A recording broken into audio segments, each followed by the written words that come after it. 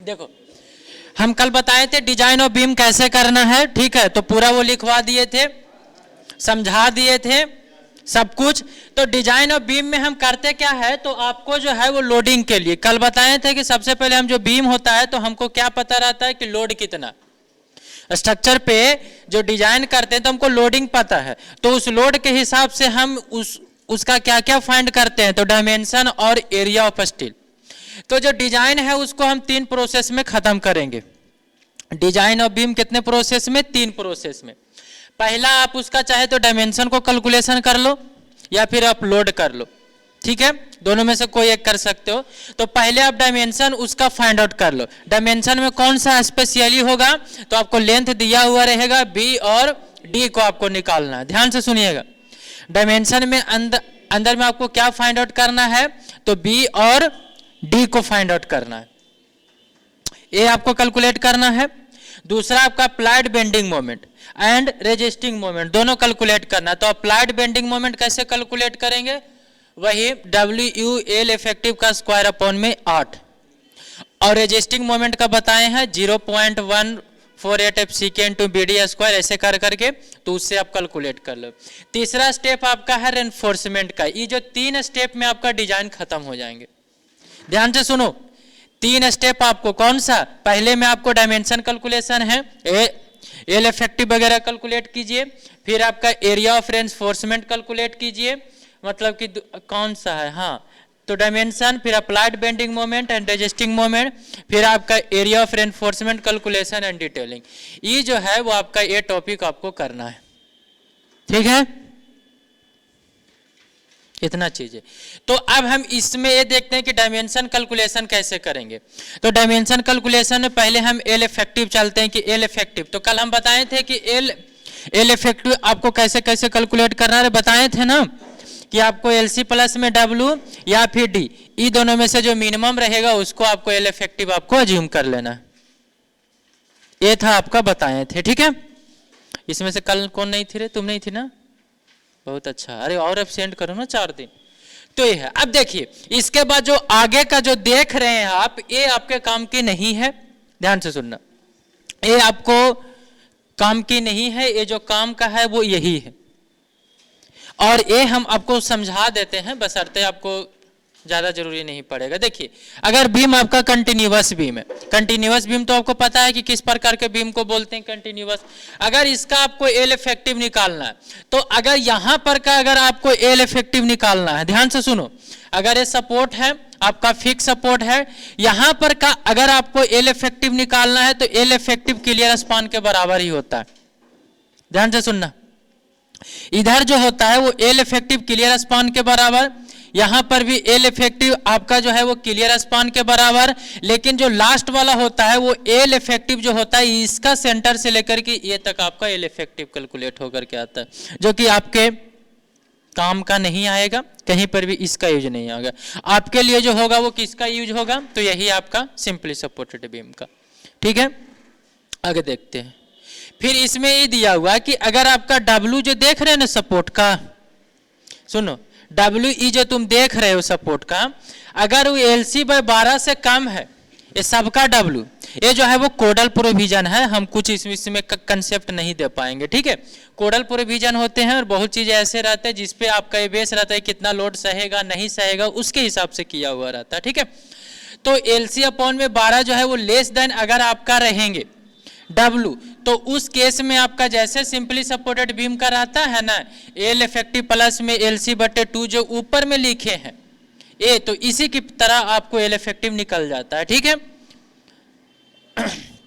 अगर इससे ज्यादा होता है या फिर 600 mm, ये दोनों से अगर आपका विथ जाता हो, मतलब कि ज्यादा होता है, तो इस प्रकार से करना रहता है जैसे आपको यहां पर दिया हुआ है।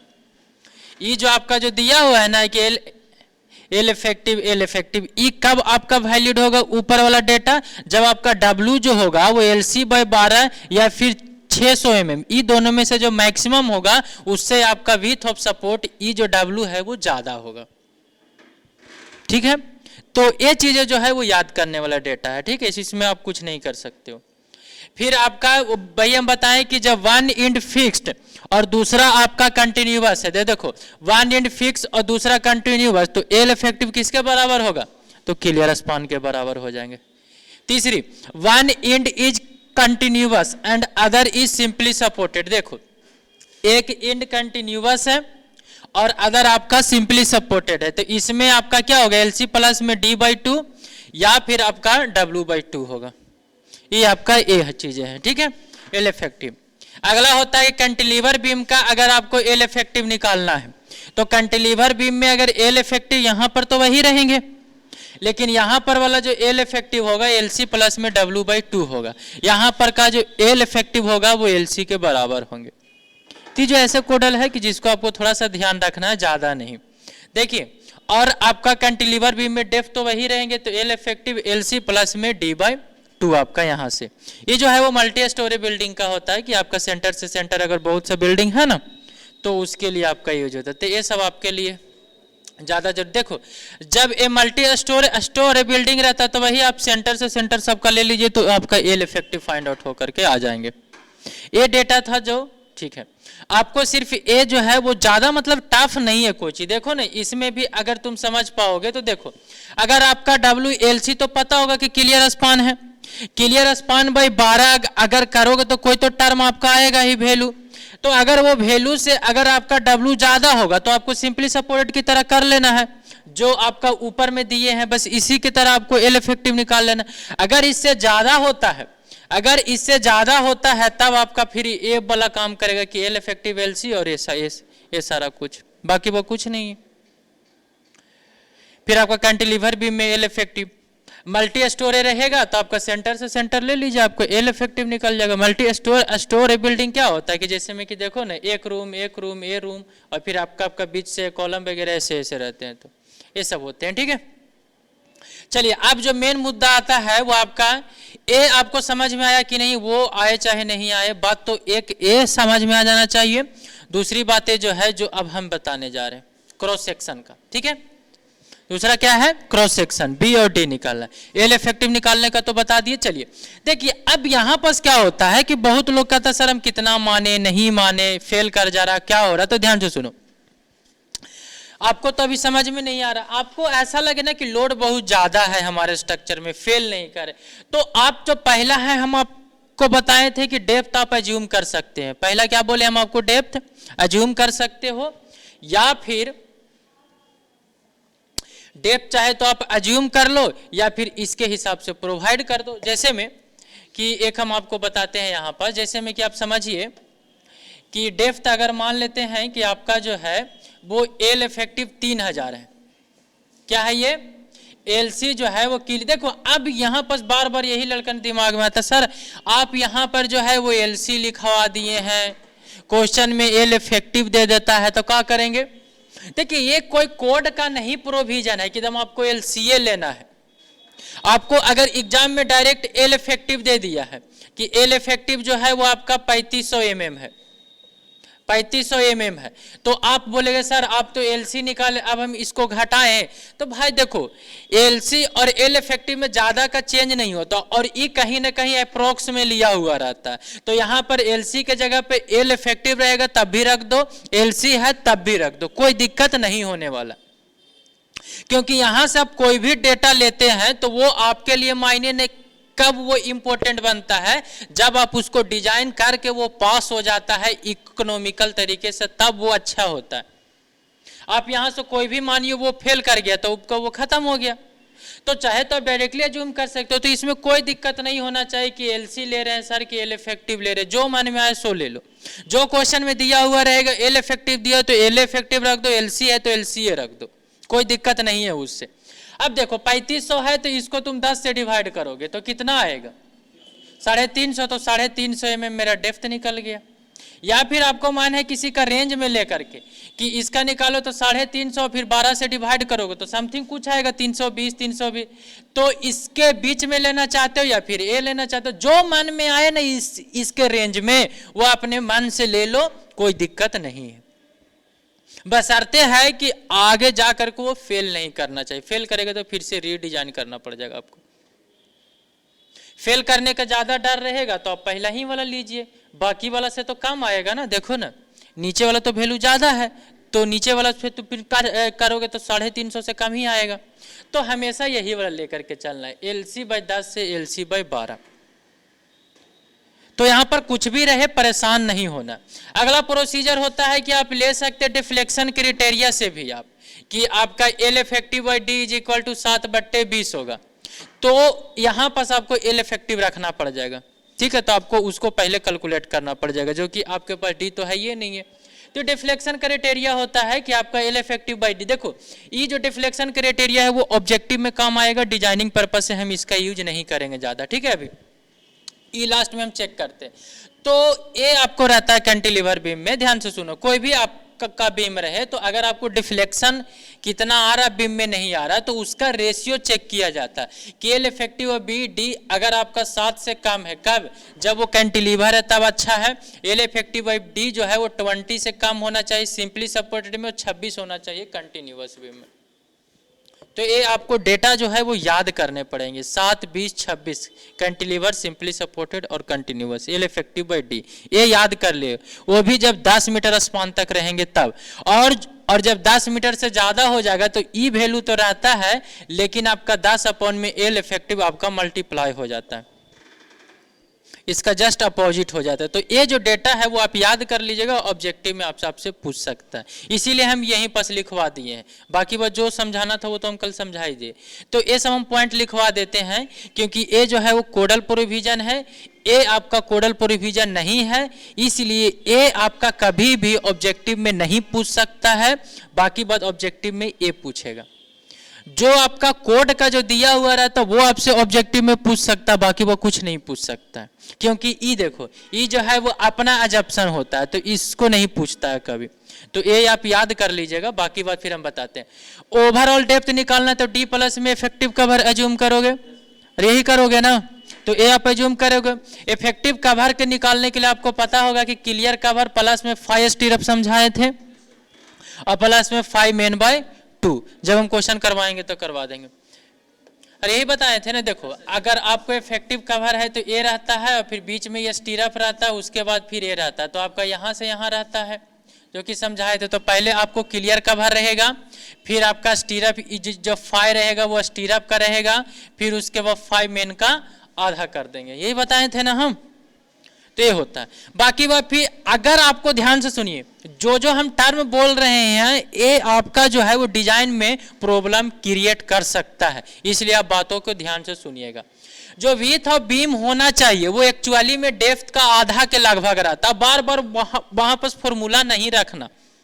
जैसे में जब तुम क्वेश्चन बनाओगे ना तो ऐसा नहीं होगा कि width of beam is equal to 0.5 into में D, ऐसे आपको वहां रखने की जरूरत नहीं है। आप डायरेक्टली मान लीजिए कि विड्थ मतलब कि डेप्थ निकाल लिए 400, तो विड्थ नीचे लिख देना कि assume depth is equal to 400, width is equal to 200 mm। कुछ उसको कैलकुलेशन करने की जरूरत नहीं है, अज्यूम करना है भाई। हम पहले कोई नहीं पता रहता है कि वो पास करेगा कि क्या होगा, पहले अज्यूम करना रहता है। तो ये सब आपको लिखने की जरूरत नहीं है, आप डायरेक्टली, या फिर आप डायरेक्टली जो होता है वो ये इतना होता है 200, 240, 250, 280, 300 के लगभग में होता है। डेप्थ आपका 500, 400, 600 ऐसे रहते हैं डेप्थ, तो आप डायरेक्टली अज्यूम कर सकते हो। तो सोचो अगर आपको जब एक्सपीरियंस हो जाएगा क्वेश्चन बनाते बनाते, तो आपको सेम क्वेश्चन एग्जाम में आएंगे, सेम क्वेश्चन आता है, डेटा वही लगभग में रहता है, आप डायरेक्टली अज्यूम कर लोगे। Assume depth is equal to 400, B is equal to 200, pass हो जाएगा क्वेश्चन, खत्म। आपको ज्यादा LC/10/12, 15, हाँ बिल्कुल दम डायरेक्ट कर सकते हो, कोई दिक्कत नहीं है उसमें, कोई कुछ भी नहीं गलती है, ठीक है। हमको तो भाई चेक करना है ना, आगे हम थोड़ी है कि नहीं चेक कर रहे हैं, तो चेक करना है। बुक में बहुत से प्रोसीजर होता है, बहुत होते हैं, हम बार बार कैलकुलेशन करते रहोगे तो तुम लोग एग्जाम में छोड़ दोगे क्वेश्चन। बार बार तुम लोग को हम बोलते हैं कैसे क्वेश्चन को अटेम्प्ट करना है, ये थोड़ी है कि हमको नहीं बनने अगर भाई स्टेप से तुमको पढ़ाना थोड़ी है, वहां पर हमको तो पढ़ाना तो सारा कंसेप्ट बताना पड़ता है कि कहाँ पर क्या करना नहीं करना, नहीं तो बाद में बोलो सर वो कैसे डेप्थ ले लिया 400 mm, अज्यूम काहे कर लिया, तो हम पहले ही ये सारे बातों को बोल देते। चलिए देखिए, कैंटिलीवर बीम जो होता है वो आपको पता होगा कि देखो 10 मीटर से ज्यादा अगर तुम बीम लोगे ना कैंटिलीवर का, तो डिफ्लेक्शन बहुत ज्यादा आने लगता है। तो कैंटिलीवर बीम में ये रिकमेंडेशन है कि 10 मीटर के बाद आप जो है वो कैंटिलीवर बीम नहीं दीजिए। तो वही लिखा हुआ पॉइंट का। और जो विड्थ ऑफ बीम होना चाहिए वो आधा के लगभग होना चाहिए, नहीं तो आपका लैटरल जो होगा वो आपका टॉर्सन डिफ्लेक्शन होने लगेगा। जैसे विड्थ बहुत पतला रहेगा तो बेंड तो नहीं होगा, बट ऐसे पलटी मार देगा, ट्विस्टिंग हो जाएगा, ठीक है। तो आपको आधा के लगभग में बीम को रखना पड़ता है। लोडिंग कैलकुलेशन के लिए हम आपको बताएं कि डेड लोड कैसे कैलकुलेट करना है। कल बताए थे कि गामा यूनिट और बी इंटू मिड डी, तो यहाँ से बी इंटू मिड डी किस में आएगा, 25 kilo newton per metre cube होगा, तो 25 किलो न्यूटन में आएगा। यहाँ पर एक पॉइंट लगता है कि कट गया है, तो यहाँ पर सब लिख लीजिएगा कि यहाँ से आपका क्या आएगा, 25 किलो न्यूटन पर मीटर आएगा ना। जब तुम बी इंटू मिड, मतलब कुछ भी आएगा, हमको नहीं पता 25 किलो न्यूटन कैसे, मतलब कि जो यूनिट आएगा वो किलो न्यूटन पर मीटर में आएगा, ठीक है। ये तुम करोगे gamma concrete into B into में डी करोगे, क्योंकि गामा आपका कहीं ना कहीं kilo newton per metre cube में ही रहेगा। तो ये चीज देख लेना। कॉन्क्रीट का वो भी आरसीसी में कितना होता है, 25, और गामा कॉन्क्रीट आपका 24 kilo newton per metre cube जो होता है वो आपका पीसीसी के लिए होता है। किसके लिए होता है, पीसीसी के लिए होता है। चलिए अगला देखते हैं। उसके बाद फिर अगर आपका लाइव लोड दिया हुआ रहेगा, नहीं तो IS 875 पार्ट 2 से लिया जाता है, बट वो तुम थोड़ी लेने जाओगे, वो आपका कुछ नहीं करना है, दिया हुआ रहेगा कंपलसरी। तो टोटल लोड आपका कितना होगा, dead load plus live load, कल बता रहे थे बहुत अच्छे से। तो WU जब निकालना है आपको, अल्टीमेट लोड निकालना है, तो आपको 1.5 से क्या करना रहेगा, मल्टीप्लाई करना है। जितनी बातें बोल रहे हैं इससे बहुत अच्छे बातें जो है वो पीछे का कल बताया हुआ है, वीडियो देख लेना एक बार जा करके। 1.5 घंटा कल कुछ लिखवाए थे नहीं, सिर्फ खाली बताए ही थे। हाँ, इसी से लिए मतलब कि ये नहीं समझना सर एकदम पार कर ले जा रहे हैं। देखिए इधर काला वाला जितना भी है सारे पॉइंट मिल रहे हैं ना, पता चल रहा है। देखिए फिर आपका रेजिस्टिंग मोमेंट कैलकुलेट करना है, तो 0.14 FCK BD square, 0.138 FCK BD square, 0.133 FCK into में BD स्क्वायर, ये आपका FE 500 के लिए। फिर आपको बताए थे कि कंपेयर कर लीजिए एमयू और एमयू लिम। अगर एमयू अगर less than is equal to mu lim रहेगा तो आपको बीम जो होगा वो सिंपली मतलब कि कैंसिल हो गया है, गलती हो गया है। चलिए यहां पर जो होगा वो आपका एमयू अगर less than is equal to mu lim होगा तो beam is design as singly reinforced beam. क्या होगा, सिंगली रेनफोर्स्ड बीम। ये आप लिख लीजिएगा, बीम आपका कैसा डिजाइन हो जाएगा, तो singly reinforced beam. That is MU अगर ग्रेटर देन एमयू लिम होगा, तो आपको बताए थे कि dimension of the beam should be improved, change करना है। स्पेशली आपको कौन सा चेंज करना है, डेप्थ। उसके बाद फिर आप किसको डिजाइन कर लीजिए, सिंगली रेनफोर्स्ड बीम। अगर ये आपसे नहीं हो पाता है, अगर आप डेप्थ वगैरह डायमेंशन वगैरह को चेंज नहीं कर पाओगे, तो फिर आपको क्या करना है, अरे क्या करना है उसके बाद, और design the beam as doubly reinforced beam. ठीक है, जब तुम यहां पास लिखोगे ना, ध्यान से सुनना, जब तुम नोट्स बनाओगे यहां पास तो हम आपको बता देते हैं कि यहां से थोड़ा सा एक कंटेंट लिख लेना जो कि इसमें नहीं लिखा हुआ है। कि यहां पास हम कल बताए थे ना, ये पॉइंट हम कल बताए थे तुम लोग का, अरे यार ये कल हम बताए थे ना इसमें फर्स्ट में कि अगर एमयू अगर आपका लेस देन एमयू लिम रहेगा, कौन सा एमयू अप्लाइड की बात कर रहे हैं, लेस देन एमयू लिम होगा तो सिंगली रेनफोर्स्ड हो तो डिजाइन होगा ही, singly reinforced and under reinforced section design होगा। यही बताए थे ना, सिंगली तो डिजाइन होगा ही, सिंगली तो आपका डिजाइन होगा, लेकिन कौन सा सेक्शन डिजाइन होगा, अंडर रेनफोर्स। अगर आपका एमयू अगर आपका is equal to mu lim होगा तो आपका सिंगली तो डिजाइन होगा ही, कौन सा डिजाइन होगा, बैलेंस सेक्शन डिजाइन होगा।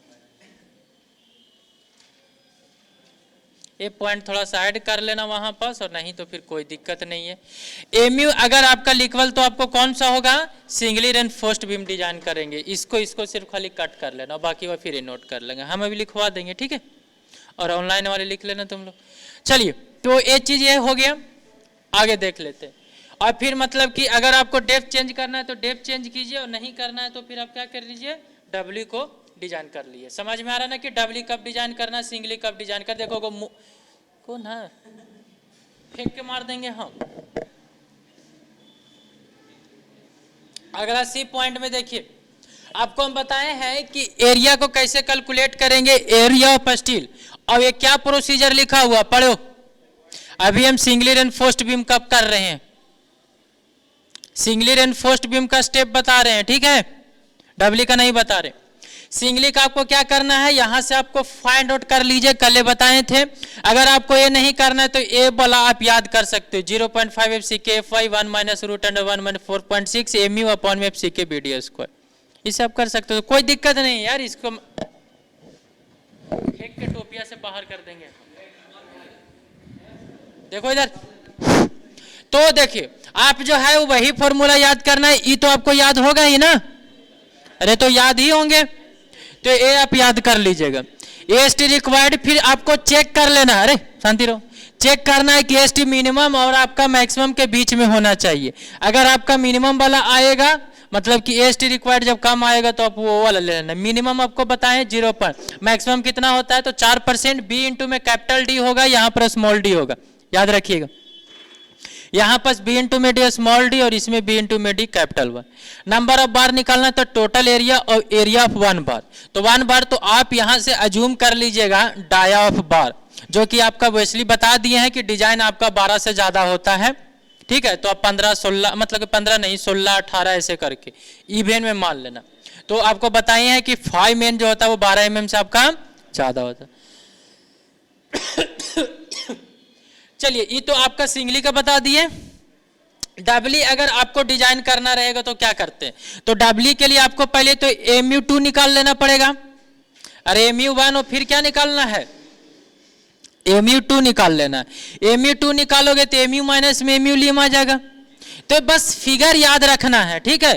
फिर आपको MU2 के लिए बताए AC FSC minus 0.45 FCK AC आप यहाँ से, फिर आप यहाँ से MU लिम तो ST1 निकाल जाएगा, फिर यहाँ से आपको ST2 निकल जाएगा। कल 2 वीडियो होगा, 2 को जाके देख लेना। तो AST बताए थे, ST1 प्लस में AST2 यहाँ से। फिर आपको नंबर ऑफ बार कंप्रेशन में निकालना है तो AC अपॉन में क्रॉस सेक्शन, फिर आप चेक कर लीजिए मिनिमम मैक्सिमम। फिर आप डिटेलिंग कर लेना है। तो डिटेलिंग हम सिंगली रेनफोर्स्ड बीम का डिटेलिंग किए हैं। देखिए ये जो है वो सिंगली ऊपर में जो दिए हैं वो कौन सा बार है आपका, तो सपोर्टिंग बार रहेंगे सिंगली के अंदर में। क्लियर का बार आपका, देखो ये जो है वो स्पेसिंग आप निकाल भी सकते हो, मत निकालना, टाइम बहुत ज्यादा लग जाता है, ठीक है। देखो अभी तो आप निकाल सकते हो, लेकिन हम देखो बात ये रहे ना कि जब तक बोले ना तब तक अपना मन से कुछ दिमाग नहीं लगा, क्योंकि जब तुम अपना दिमाग लगाओगे तो फिर सुन नहीं पाओगे।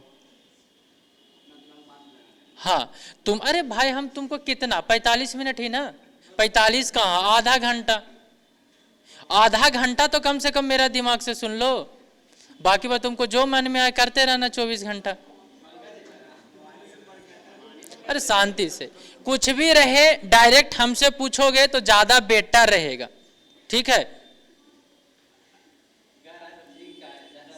नहीं देखो हम वो चीज नहीं बोल रहे, तुमको हम एक चीज बता दे रहे हैं, सुनो। हेलो देखो हम बताते हैं, तुम बहुत चीज सीख लोगे, क्वेश्चन भी तुमसे बन जाएगा, ठीक है। हम ये बात नहीं बोल रहे कि तुमसे क्वेश्चन नहीं बनेगा, लेकिन एक चीज बहुत और कि जो यहाँ पर जो तुमको प्रॉब्लम क्रिएट होने वाला टर्म रहेगा उस चीज को एक्सप्लेन करते हैं। ये थोड़ी है कि हम क्वेश्चन, मतलब कि अभी अब तक में कोई भी जो क्वेश्चन करवाए हैं तो तुम लोग को ना लगता था कि डायरेक्ट अगर हम क्वेश्चन करवाते तब भी तुम लोग समझ जाते, क्या था, टफ था। अभी भी हम ये इतना जो टॉपिक जो बता रहे हैं कि कैसे कैसे करना था, तो हम सिंगली का एक बार हम डिजाइनिंग करवा देते, फिर हम एक बार तुमको डबली का डिजाइनिंग करवा देते, तो तुम बोलते सर हो गया डिजाइनिंग। वो हो जाता है, वो पढ़ाने वाला कर देता है, तुम टेंशन न लो। अब तो इसमें ए है तो क्लियर कवर आपको बता दिए, तो इफेक्टिव ए बता दिए, तो ये सारे चीज मतलब देखो अब ए होता है कि आपको देखो एग्जाम में सोल्व करते समय यहाँ पर ये ध्यान देना किस किस कंटेंट को हम छोड़ दें और किस कंटेंट को हम लिखे। वहां पर जो आपका इंपॉर्टेंट रहता है उसी को तुम लोग छोड़ देते हो, बकवास चीजें लिख देते हो, तो वो चीजें नहीं है। जैसे में कि यहाँ पास आपको लास्ट में जब मतलब कि जब पूरा डिजाइन कर लेते हो तो डिटेलिंग करना जरूरी है, चाहे तो आप ई डायग्राम बनाओ या नहीं बनाओ, ई आपको जरूर बनाना है। तो डिटेलिंग करना कंपलसरी होता है कि बी कितना लिए, डी कितना लिए। फिर आपका सेक्शन का और ये सब जो लीजेंड वगैरह दिए है ना, तो ये सिंबल दिए है, तुम ना भी दे सकते हो, वहीं पर लिख सकते हो। डब्ल्यू एरन फर्स्ट बीम का रहेगा, ऊपर में भी नीचे में भी, तो आपका ए रहता है। देखिए अब एक टर्म आता है साइड फेस रेनफोर्समेंट, ध्यान से सुनिएगा। कभी कभी क्या होता है कि जब डेप्थ बहुत ज्यादा होता है तो साइड में भी ऐसे ऐसे बार दिया हुआ रहता है, जो है ना, तो इधर आपका दो को इधर, तो साइड फेस रेनफोर्समेंट दिया जाता है।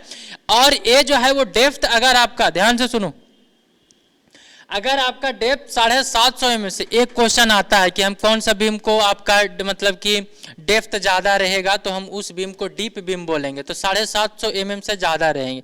इसमें जो आपका फेस रेनफोर्समेंट होता है, ये सारे जो हम बता रहे हैं वो सिर्फ खाली ऑब्जेक्टिव व्यू से रहेगा। फिर आपको पता है कि जो साइड फेस रेनफोर्समेंट दिया जाता है वो आपका 0.1% दिया जाता है टोटल किसका, तो आपका वेव एरिया का, बी इंटू में डी जो लेते हो ना, बी इंटू में डी, तो उसका आपको 0.1% लेना है। और फिर दोनों साइड आप प्रोवाइड कर दीजिए डिस्ट्रीब्यूट करके, ठीक है। डेप्थ अगर आपका 750 रहेगा तो एसटी फेस जो होना है वो कम से कम आपका इससे ज्यादा होना चाहिए या फिर इसके बराबर होना चाहिए, ठीक है।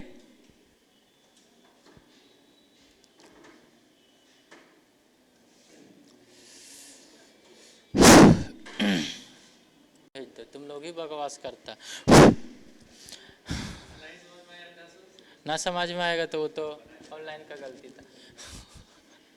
देखो यहाँ पास साइड फेस रेनफोर्समेंट था, ये आपका ये इतना होना चाहिए पॉइंट। कैंटिलीवर बीम फिर आता है आपका, तो कैंटिलीवर बीम बताए हैं, तो कैंटिलीवर बीम वो रहेगा जो आपको पता है, तो आपको डी फ्री ये रहता है और डी फिक्स ये रहता है, दोनों पे डेप्थ अलग अलग रहते हैं, डेप्थ हमेशा अलग अलग। बट सबसे ज्यादा जो क्रिटिकल होता है वो कौन सा पॉइंट होता है, तो ए वाला जो होता है वो डेप्थ आपका क्रिटिकल होता है। तो यहाँ पर हम बार ज्यादा देते हैं, यहाँ पर आपका बार ज्यादा रहेगा, धीरे धीरे हम इसको कट कर देते हैं बार। तो ये सब जो होता है बहुत सा कट एलिमेंट वगैरह आता है जो कि तुम लोग के सिलेबस में बिल्कुल है ये नहीं, कितना टॉपिक पढ़ाएंगे। तो ये चीज होता है। तो आपको डी फिक्स निकालने के लिए आपको जो होता है वो L/7 ले लो, L इफेक्टिव चाहे जो लेना है, L/7। डी फ्री जो होता है वो आधा हम कर देते हैं, यहाँ मतलब कि ज्यादा रहता है और बाद में कम रहता है। अरे देखे हो ना इस टाइप के कि शुरू में तो मोटा रहेगा बाद में जाकर के पतला कर दिया जाता है। कैंटिलीवर बीम पोर्शन को, अरे छज्जा टाइप के नहीं बोल रहे, छज्जा तो कैंटिलीवर छज्ज मतलब कि छज्जा हो गया, हाँ, तो उसमें भी आपका पतला रहेंगे, तो उसमें तो आपका यहाँ पर एनफोर्समेंट ज्यादा रहता है, धीरे धीरे हम कम कर देते हैं, ठीक है। कभी मतलब कि साइड पे जाना तो देखना आपका इसका एल इफेक्टिव मतलब कि एसएफडी में मैक्सिमम शियर फोर्स आपका W इंटू में एल होता है और फिर इसका WL²/2 होगा। अरे ये सब बताने वाला टॉपिक नहीं है, ये सब पता है तुमको। डिजाइन प्रोसीजर में वही है, डेप्थ वगैरह निकाल लो, फिर इफेक्टिव स्पान में वही, बियरिंग प्लस में यहाँ पर जो होगा वो वही ना होगा, एक ही आपका वॉल रहेगा ना, तो LC प्लस में D/2 या फिर आपका W/2 होंगे। जब तक खुद से नहीं देखोगे तब तक कुछ नहीं। फिर आपका W वही है जो आपका अप्लाइड बेंडिंग मोमेंट कितना होता है कैंटिलीवर में, WL²/2। अरे कुछ याद है, काहे लोग झूठ बोल रहे हो रे। तो ये होता है एल इफेक्टिव, आपको वही निकालना है, फिर आप कंपेयर कर लीजिए। और अगर ध्यान से सुनो, जब तुम कैंटिलीवर डिजाइन कर रहे हो ना, तो अगर आपका फेल हो जाता है तब भी आप जो है वो कहीं ना कहीं एम्यू मतलब कि सिंगली ही डिजाइन कर लो, ठीक है, कोई ज़्यादा जरूरी नहीं है डबली करने की। और फिर वहाँ से एरिया ऑफ स्टील निकाल लो, फिर चेक कर लो, वही प्रोसीजर है, सब वही रहते हैं प्रोसीजर, कोई अलग नहीं है इसमें, सब वही। फिर बाकी बात खत्म। फिर जब लिखोगे तो समझ में आएगा, फिर पढ़ोगे जब बनाएंगे तब तुम लोग का फिर कैंटिलीवर का देखेंगे। चलिए अब जो आता है मेन पॉइंट ए देखिए, कवर कितना देना है किस में, ठीक है। तो देखो ये जो हम आपको बता रहे हैं वो एग्जाम के व्यू से ऑब्जेक्टिव के रूप में, ऐसा नहीं कि डिजाइन कर रहे हो तो इसके बेसिस पे अगर आपको प्रोसीजर वगैरह। अब यहाँ पर सबसे बड़ी बात ये आ जाता है ना कि अब जो है वो कंटेंट अगर हम समझाएंगे तो इसमें अलग अलग कंडीशन होते हैं। सिविल इंजीनियरिंग के अंदर में आरसीसी के अंदर में मेरे पास जो होते हैं वो एक्सपोजर कंडीशन 1 2 3 4 5 होता है। एक्सपोजर कंडीशन वो कंडीशन होता है कि आप वैसा कंडीशन जहां पर आप स्ट्रक्चर बना रहे हैं, आरसीसी का स्ट्रक्चर बना रहे हो, हम मतलब कि शॉर्ट में थोड़ा समझाते हैं क्योंकि लंबा वीडियो हो जाएगा। तो एक्सपोजर कंडीशन यहाँ पर लिखा हुआ होगा, तो ये जो माइल्ड मॉडरेट है ना, तो वो वैसा कंडीशन को बताया गया है जहां पर आप इन्वोर मतलब कि आप आरसीसी स्ट्रक्चर बनाना चाहते हैं। आरसीसी स्ट्रक्चर आप कहाँ बना सकते हो? नाली में बना सकते हो, कीड़े में बना सकते हो, इसमें बना सकते हो। जैसे में कि मतलब कि आसपास में नाली बह रहे हैं, पूरा पानी है, तो पानी वाले एरिया में बना रहे, कहीं पास वैसा जगह बना रहे हो जहाँ का कोई पानी से ही मतलब नहीं है, कहीं पास आरसीसी का स्ट्रक्चर ऐसा बना रहे हो जैसे में कि कोई आपका इंडस्ट्री है तो वहाँ से डायरेक्ट केमिकल वगैरह आ रहे होंगे। तो बताइए ये सब जो कंडीशन है, क्या हर एक पे कंडीशन जो होगा, क्या हर एक पे जो मटेरियल का सहने का कैपेसिटी होगा वो क्या सेम होगा? भाई तुम बताओ कि ये मतलब कि आरसीसी क्या है, मतलब कि कंक्रीट, और इस पे तुम रोज तेजाब गिरा रहे हो तो क्या ये मजबूत रहेगा ज्यादा? तो ऐसे तो बहुत कंडीशन हो सकते हैं।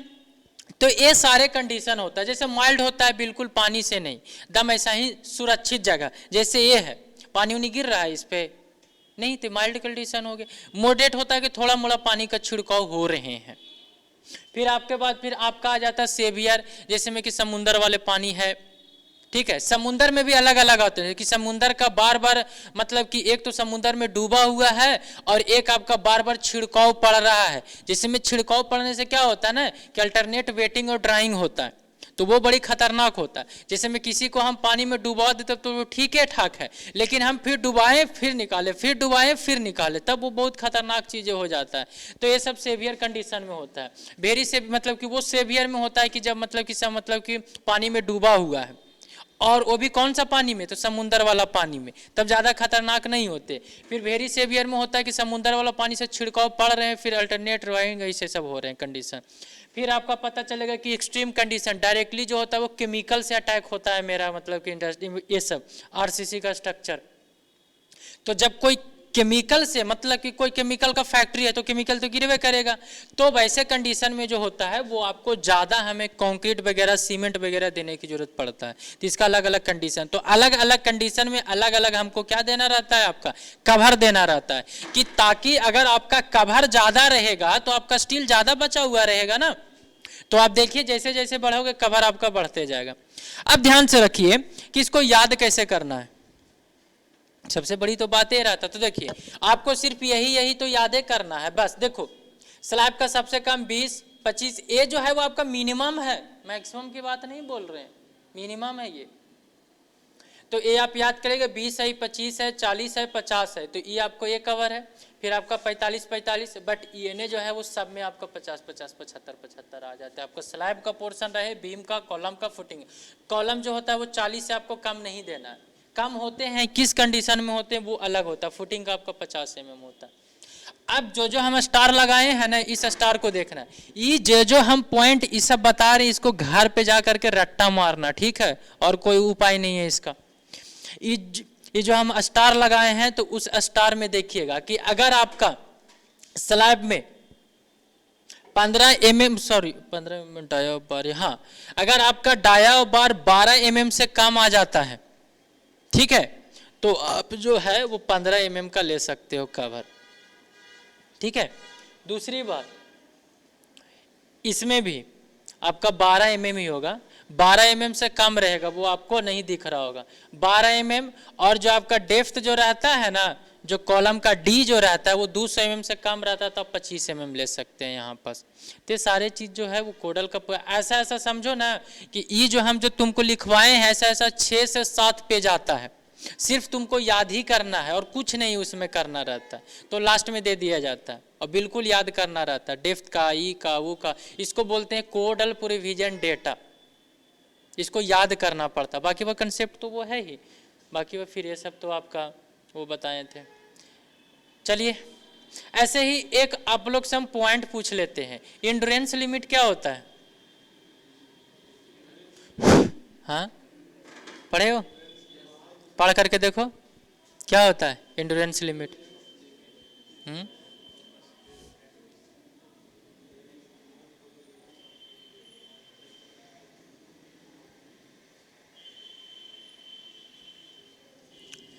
चलिए आप लोग का कुछ नहीं है तो फिर नहीं बताओ। अरे ये नहीं आप लोग का लिखना, ये जो था वो सोम का टॉपिक था, हम इसी से इसमें आ गया है, तुम लोग का नहीं है ये, देखो ये। हाँ बस तुम लोग का यहीं तक था। अरे एंडोरेंस लिमिट वो होता है जैसे में कि कोई स्ट्रक्चर पे तुम बार बार लोडिंग लगा रहे हो। ध्यान से सुनो, मान लेते हैं कि Fe250 हम लिए हैं, समझो Fe250 लिए हैं। अब क्या होता है कि 250 का अगर तुम बार बार साइक्लिक लोडिंग लगाओ, साइक्लिक का मतलब हटा लिए फिर लगाएं, हटा लिए फिर लगाएं, हटा लिए, लगातार लोड लगा हुआ रहता तो स्ट्रक्चर ज़्यादा डैमेज नहीं होता। हटाएं लगाएं हटाएं लगाएं तो उसमें आपका ज़्यादा डैमेज हो जाता है। तो इंड्योरेंस लिमिट एक ऐसा लिमिट है जिसके अंदर अगर हम तुम लोड लगाओगे ना, जितना भी साइक्लिक लोडिंग लगा मतलब हटाओ लगाओ, अगर तुम उतना लोड लगाओगे ना तो स्ट्रक्चर कभी फेल ही नहीं करता। तो माइल्ड स्टील में 185 मेगापास्कल होता है, तो अगर 185 मेगापास्कल जब तुम लोड लगाओगे ना तो वो कितनों तुम हटाओ लगाओ वो खराब नहीं होता। चलिए छोड़िए इस सब टॉपिक, चलो अब हेडिंग दो और लिख लो पूरा। और फिर जो कंटेंट नहीं समझ में आएगा वो आप लोग जब हम डिजाइनिंग करवाएंगे तो वहाँ पूछ लीजिएगा। लिख लो तुम लोग, लिखो, कहाँ से कहाँ।